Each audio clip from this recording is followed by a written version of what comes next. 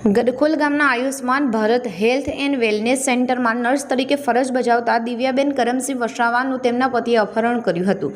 18મી સપ્ટેમ્બરના રોજ મર્ડરના કેસમાં જામીન પર છૂટેલા પતિએ દિવ્યાબેન સાથે જબરદસ્તી વાત કરવાનો પ્રયાસ કર્યો હતો। દિવ્યાબેને તેને જતા રહેવાનું કહ્યું હતું। શક્તિધામ મંદિરના કમ્પાઉન્ડમાંથી પસાર થતી વખતે પતિ અને તેના સાથી એક્ટિવા પર આવી દિવ્યાબેનને નીચે પાડી દીધા હતા। આરોપી રાકેશ વસાવાએ પોતાની ફોઈના ઘરે પારડી લઈ જવાની વાત કરી તેને ચપ્પુથી મારી નાખવાની ધમકી આપી અપહરણ કર્યું હતું। વાલિયા ચોકડી પાસે પોલીસ ગાડી જોઈ એક્ટિવા ધીમું પડતા દિવ્યાબેન કૂદીને પોલીસ પાસે પહોંચ્યા હતા। આરોપીઓ ત્યાંથી ફરાર થઈ ગયા હતા। બી ડિવિઝન પોલીસ મથકના પીઆઈ વીયુ ગદરિયાએ અલગ અલગ ટીમો બનાવી તપાસ હાથ ધરી હતી। બાતમીના આધારે આરોપી રાકેશકુમાર વસાવા અને કમલકુમાર વસાવાની ધરપકડ કરવામાં આવી છે। પોલીસે ગુનામાં વપરાયેલા મોપેડ નંબર GJ16DA 2279 પર કબજે કર્યો છે। આરોપીઓ બી ડિવિઝન પોલીસ મથકના લૂંટ અને અપહરણના કેસમાં સંડોવાયેલા છે। રાકેશ વસાવા અગાઉ પણ અનેક ગુનામાં સંડોવાયેલો હોવાનું બહાર આવ્યું છે।